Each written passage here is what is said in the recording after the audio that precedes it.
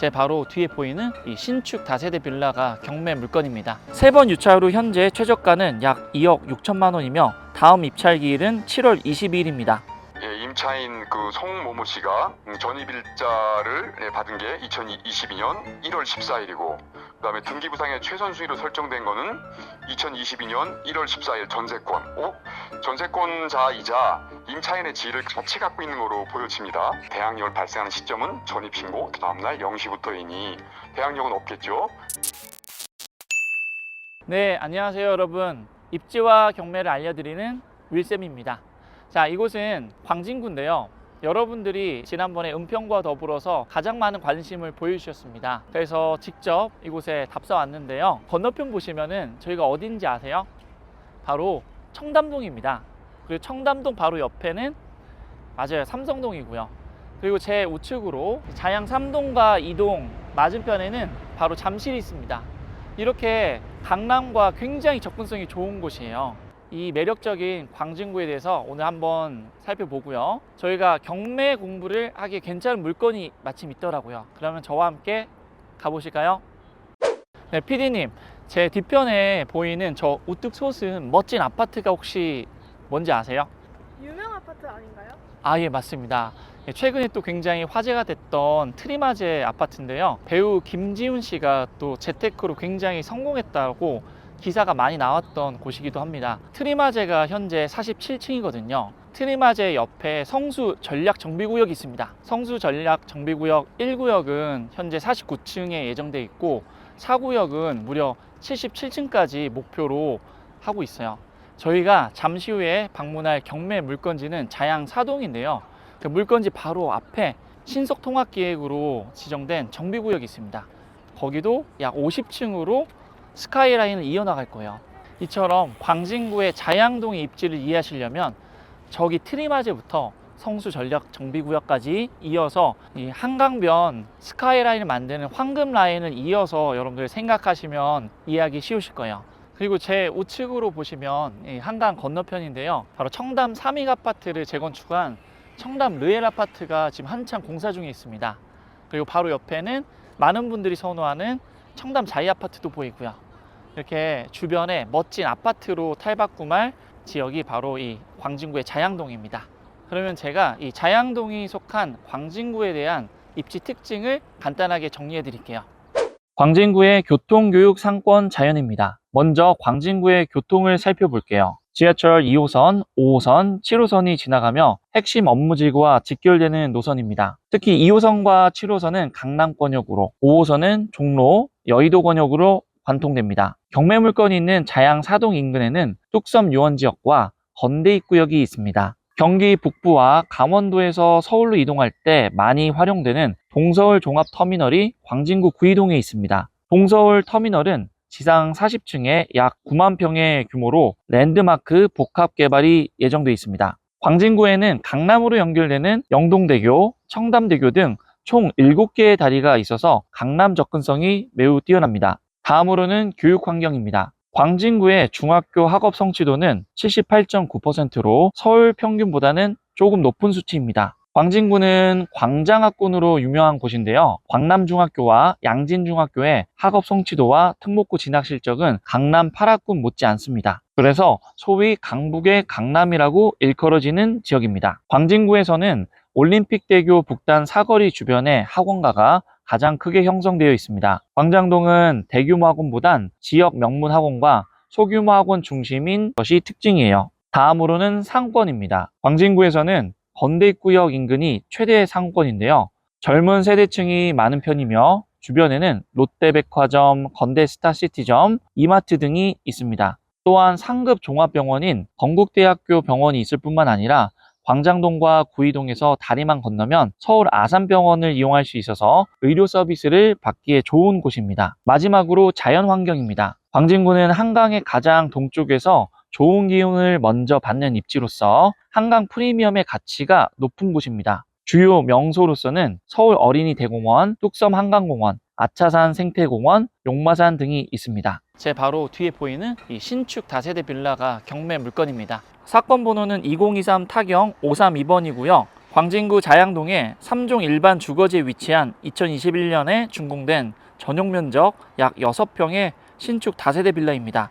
방 하나, 거실 및 주방 하나, 욕실 및 화장실 하나, 현관 이렇게 구성되어 있네요. 3번 유찰 후 현재 최저가는 약 2억 6천만 원이며 다음 입찰 기일은 7월 22일입니다. 행꿈사 옥션에서는 네이버 부동산 링크가 정보지 바로 우측에 있어서 편리합니다. 클릭하시면 해당 물건지가 있는 아파트 단지로 바로 이동하기 때문에 물건 검색 시 시간을 절약할 수 있어요. 단 빌라는 해당 물건지가 있는 지역으로 이동이 됩니다. 경매 물건과 비슷한 면적의 4층 물건이 현재 전세 2억으로 나와 있습니다. 또한 전용 4.04평의 까사리버 자양 2층의 매매 호가는 3억 8천만 원이네요. 경매 물건과 동일한 전용 5.88평의 전세 거래는 해당 물건의 임차인이 계약했던 2021년 12월 거래 외에는 없어요.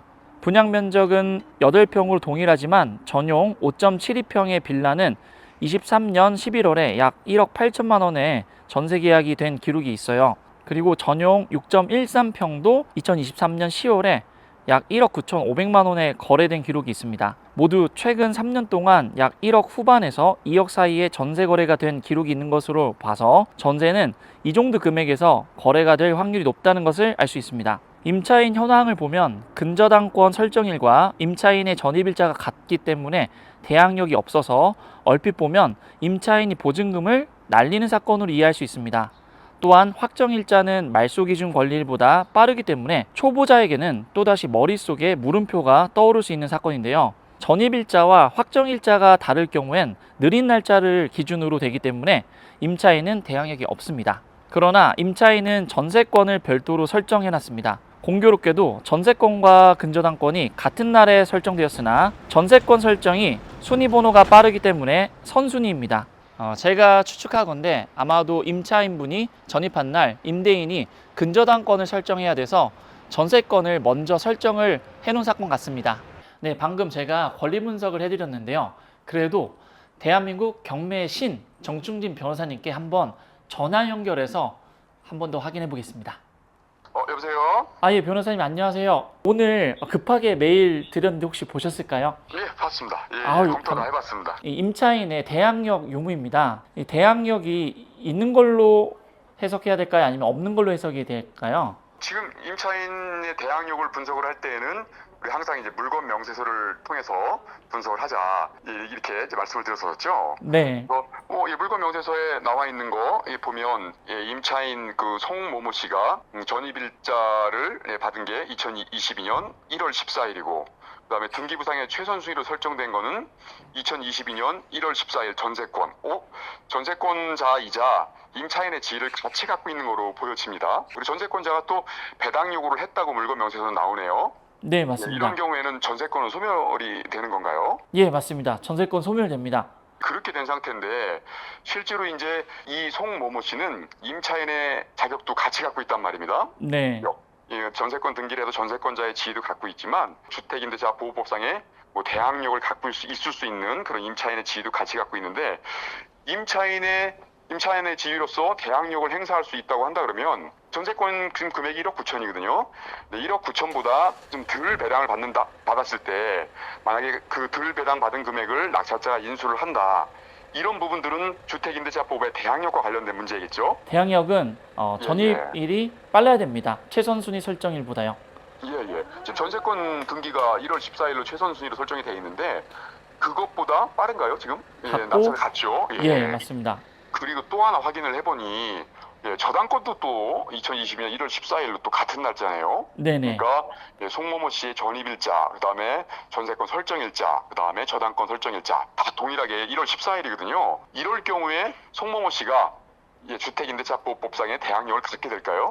지금 근저당 설정일 것 같기 때문에 대항력은 그 다음날 0시부터 생깁니다. 그래서 대항력이 없다라고 저는 해석했습니다. 정확하십니다. 그러니까 주택임대차법상의 대항력이 있으면 이 전세권자로서 배당을 덜 받았을 때 그 차익만큼을 낙찰자 인수할 수 있겠는데, 근저당을 말소 기준으로 봤을 때에 1월 14일을 기준으로 했을 때에 전입일자는 1월 14일로 동일하지만 대항력을 발생하는 시점은 전입신고 다음날 0시부터이니 대항력은 없겠죠. 그러니까 이 임차인 송모모 씨가 안타깝게도 전세권자로서도 배당 요구를 하고 임차인으로서도 배당 요구를 하고 했는데 1억 9천을 다 배당을 못 받습니다. 그랬을 때 낙찰자가 인수할 것이 있겠는가, 낙찰자한테 떠넘길 수 있겠는가 봤을 때는 안타깝게도 떠넘기지 못할 것 같아요. 대항력이 없으니까 낙찰자께 인수할 수 없다는 그런 얘기겠죠. 그런데 여기서 하나 더 짚고 넘어갈 거는 네네. 이게 지금 감정가가 5억 1,700이란 말입니다. 아, 네네. 예, 그리고 지금은 2억 6,400만 원까지 떨어져 있고요. 그런데 감정가가 5억 1,700짜리가 법적인 하자도 없는데 이렇게 1억 9천 이하로 낙찰될 가능성이 있을까요? 그 현장을 꼼꼼하게 조사해 본 건 아니겠지만 우리 현장 전문가는 윌 선생님이시니까요. 조사를 해보셨을 텐데 지금 보면은 건물의 전용 면적이 5.88평밖에 안 돼요. 방은 하나밖에 없고 이렇게 되면은 이게 5억 1,700이라는 감정가는 굉장히 높게 감정 평가가 됐구나라고 이름도 추정해 볼 수 있겠죠. 그래서 지금 전세 시세가 1억 9천이고 이 정도 신축 빌라에 전세가와 매매가가 딱 붙어 있는 경우를 가정하면 매매 시세는 2억대 초반이 아닐까 이런 느낌이거든요. 그렇게 되면 1억 9천만 원 이하로 낙찰될 가능성도 없지는 않겠습니다. 아, 예. 예, 그렇게 되면 이 대항력 없는 임차인은 손실을 볼 수도 있겠구나 이런 안타까운 마음이 드는 물건이기도 하네요. 아, 유 변호사님 바쁘신데 이렇게 자세한 설명해 주셔서 감사합니다. 그럼 수고하십시오. 아, 변호사님 감사합니다. 예. 현재 이 사건에 대해서 권리 분석을 다시 한번 간단하게 정리를 해볼게요. 첫 번째는 임차인분의 대항력은 없습니다. 두 번째는 전세권자가 배당 요구를 하셨기 때문에 전세권은 소멸합니다. 세 번째로 근저당권 설정일보다 전세권 설정일이 빠르다. 이렇게 한번 정리해 볼 수 있겠네요. 외부를 보시면은 신축답게 굉장히 깔끔한 편입니다. 주거를 하고 계신지 한번 확인 차원에서 가스를 확인해 볼게요. 경매 물건은 402호거든요. 지금 여기 402호 계량기가 보이는데요. 지금 사용 중입니다. 어떻게 할 수 있냐면 사용 중인 경우에는 이 밸브가 이렇게 수직으로 되어 있습니다. 하지만 사용이 중단됐을 경우에는 잠가 놓거든요. 수평으로 이렇게 돼 있으면 사용 안 하고 있는 것입니다. 현재 계량기를 보니까 사용을 하고 점유자가 계신 것으로 추정이 됩니다. 주차장이 좀 단점인 것 같습니다. 2층부터 5층까지 한 층당 4개 세대예요. 그러면 4, 46이니까 총 16세대가 임차인으로 계시는데 지금 주차장은 하나, 둘, 셋, 넷, 다섯, 여섯, 일곱 한 7대 정도밖에 되지 않습니다. 게다가 여기 보시면 이중 주차를 해야 돼요. 그래서 주차는 좀 불편할 수 있겠다라는 게 이 물건의 포인트입니다. 그리고 경매 물건지 바로 맞은편에 신속통합기획으로 지정된 정비사업지가 있습니다. 그러니까 지금 보시면 이 도로 하나 차이로 이 앞에는 다 나중에 새 아파트가 되는 겁니다. 그걸 한번 상상해 보시면서 입지를 한번 평가해 보시면 도움이 될 것 같습니다. 여기 신통기획 단지 근처에는 성수 카페거리도 가깝고요. 저희가 아까 방금 둘러봤던 한강공원도 가깝습니다. 그리고 조금 더 가시면 건대라든지 세종대, 대학가도 가까워요. 그래서 너무 좋은 입지인데 여기 보시면 되게 오래된 주택이랑 건물들이 많습니다. 그래서 주거 환경이 열악한 단점이 있어요. 그래서 지금 신통기획으로 정비 사업을 하려고 지금 계획을 하고 있는 상황이고요. 현재 이 지역은 1종, 2종, 3종 주거지역이 혼재되어 있어요.